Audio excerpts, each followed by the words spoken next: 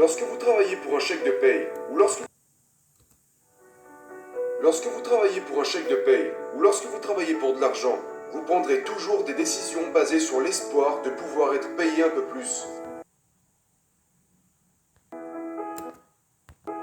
Je crois que si vous passez votre vie à travailler sur vos faiblesses, eh bien, à la fin de votre vie, vous aurez beaucoup de fortes faiblesses.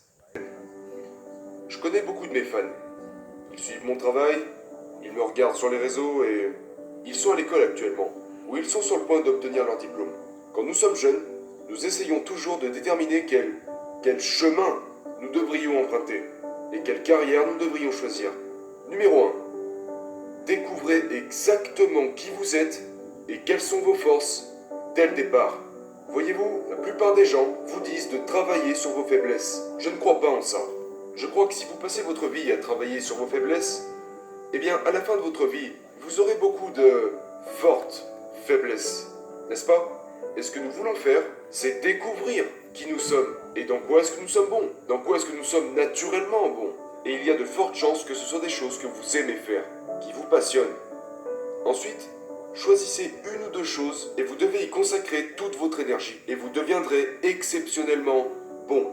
Lorsque vous serez exceptionnellement bon, ce qui se passera, c'est que le marché vous récompensera pour ça. Je vois beaucoup de jeunes qui luttent parce que ils me disent « Dan, je ne sais vraiment pas en quoi je suis bon. » Ou « Je ne sais pas sur quoi je devrais me concentrer. Je ne sais pas sur quelle carrière je devrais me focaliser. » Si vous ne savez pas sur quoi vous focaliser, il y a de fortes chances que vous n'ayez pas essayé assez de choses. Parce que imaginez que vous faites du sport. D'accord? Devriez-vous jouer au basket, jouer au tennis? Devriez-vous jouer au ping-pong ou au golf? Eh bien, si vous n'avez pas essayé différents types de sports, comment voulez-vous savoir dans quel sport vous êtes naturellement bon et lequel vous aimez? Donc au lieu de penser, ok, je suppose que c'est ce que j'aime, essayez des choses, expérimentez, testez de nouvelles choses. Et une fois que vous aurez essayé suffisamment de nouvelles choses, vous saurez clairement quelles sont les choses qui ne vous intéressent pas et vous reconnaîtrez les choses dans lesquelles vous êtes bon. Et naturellement, vous verrez que ce qui est facile pour vous peut ne pas l'être pour les autres. Et c'est là que vous savez que vous avez trouvé votre voie. C'est le domaine dans lequel vous êtes naturellement doué. Et c'est généralement quelque chose pour lequel les autres ne sont pas doués. Alors, conseil numéro 1. Découvrez qui vous êtes et quelles forces vous avez. Et concentrez toute votre énergie sur une ou deux de ces choses. Conseil numéro 2. Travaillez pour les compétences et pas pour un chèque de paye. Voyez-vous, beaucoup de diplômés universitaires disent « Hé, je veux trouver un travail qui me rapportera le plus possible. Là où je serai le plus payé, là où je serai payé $1 supplémentaire de l'heure, là j'accepterai. » Non, ne le fais pas. Parce que c'est une réflexion à très court terme. Lorsque vous travaillez pour un chèque de paye, ou lorsque vous travaillez pour de l'argent, vous prendrez toujours des décisions basées sur l'espoir de pouvoir être payé un peu plus, versus quelle est votre vision globale pour votre vie. Juste parce que vos parents vous disent que vous devriez accepter ce travail, vous devriez vous concentrer sur cette carrière, ou peut-être que vos amis étudient dans telle ou telle spécialité et vous vous dites peut-être que je devrais étudier ça moi aussi, ou beaucoup de gens étudient l'informatique donc peut-être que je devrais faire pareil. Eh bien, ce n'est peut-être pas le cas. En quoi es-tu bon? Qu'est-ce que tu aimes? Mais dans le même principe, travaille pour les compétences. Au début de ma vingtaine, j'ai travaillé pour mon premier mentor, Alan, pour presque rien pendant 1 an. J'étais essentiellement bénévole. Je travaillais dans son bureau, j'apprenais de lui et il m'a pris sous son aile. Une année complète où je n'ai pas beaucoup été payé. Je travaillais pour moins que le salaire minimum. À première vue, ça n'a aucun sens, mais j'ai appris tellement de choses. Et je me réfère toujours à cette année comme d'une année à $1 million, parce que j'ai reçu $1 million d'éducation de la part de mon mentor. Donc je ne travaillais pas pour l'argent, ou pour un chèque de paye. Et si ça avait été le cas, j'aurais dit non. Parce que je travaillais pour le savoir. Je travaillais pour acquérir des compétences que je pourrais utiliser dans le futur.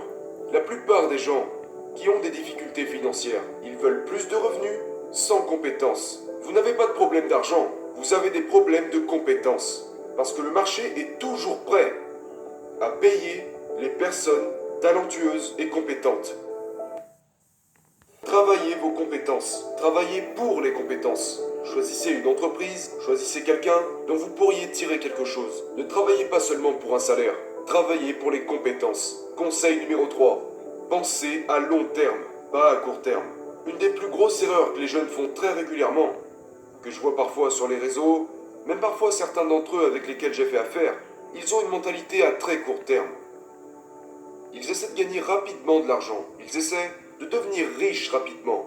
Ils prennent beaucoup de décisions, et je peux le voir, c'est très naïf. Et la raison à cela est qu'ils ne pensent pas à long terme. Ils pensent à la fin du mois, ils pensent à ce trimestre, peut-être que certains d'entre eux pensent à cette année, mais ils ne pensent pas à très long terme. Quand je regarde ce que j'ai fait, les gens disent Oh, tu as tellement réussi super tôt. Je leur réponds Ouais, sauf que ça s'est pas fait du jour au lendemain. Ok? J'ai travaillé de très nombreuses années pour en arriver là où je suis aujourd'hui. J'ai payé le prix fort très tôt.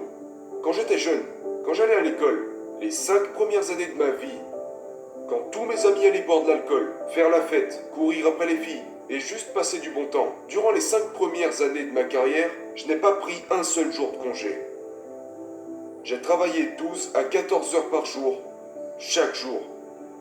Dans la chambre de mon appartement avec ma mère. Je suis resté avec ma mère et je travaillais dans ma chambre. Étudier, travailler, apprendre, c'est tout ce que je faisais. J'ai payé le prix très tôt pendant que tous mes amis profitaient de la vie. Donc vous devez comprendre qu'il y a un prix à payer et que vous devez penser à long terme. Alors ne soyez pas frustrés quand vous regardez ces personnes sur les réseaux sociaux en pensant Oh, cette personne a ce genre de style de vie et il a réussi, elle a réussi et ci et ça. Et puis vous vous dites je veux y arriver dans 6 mois, je veux y arriver dans 1 an. Tu n'y arriveras pas dans 6 mois, tu n'y arriveras pas dans 1 an. Vous devez ajuster vos attentes. Maintenant, ça ne veut pas dire que vous n'avez pas ce sentiment d'urgence. Mais ce que je veux dire, c'est que le moyen infaillible de finir frustré, c'est d'avoir cette attente irréaliste en termes de temps. Alors que vous partez de zéro, vous avez 20 ans, 21 ans, vous avez le temps. La jeunesse est votre plus gros avantage. C'est le plus gros avantage que vous avez. Vous avez l'énergie, vous avez la santé. Prenez votre temps. Jack Ma, d'Alibaba, a un business plan de 102 ans. 102 ans. C'est pour ça qu'il est Jack Ma. Il pense à très long terme. Il ne pense pas à faire les choses en étant très réactif, faire les choses rapidement. Non. Quel est mon plan? C'est là que je veux arriver. Ok, que dois-je faire aujourd'hui? Quelles compétences dois-je acquérir? Qui dois-je être aujourd'hui? Quelle habitude dois-je abandonner aujourd'hui pour me préparer au succès à venir? Si tu ne regardes que le résultat, tu seras toujours frustré. Parce que tu regardes où tu en es, et bien sûr, tu n'es jamais assez bon. Ne vous concentrez pas sur le résultat, d'accord? Un arbre ne devient pas énorme du jour au lendemain. C'est des années et des années d'entretien. Et durant les premières années, c'est comme... Il est faible. Mais quand il devient fort, c'est une autre histoire. Alors, déterminez l'endroit où vous voulez aller. Et si c'est là que vous voulez être, et que c'est votre objectif, établissez une vision à long terme, puis décomposez-la. Identifiez qui vous devez être aujourd'hui pour atteindre la cible. Quelles nouvelles compétences devez-vous acquérir? Quelles nouvelles habitudes devez-vous adopter pour atteindre cet objectif?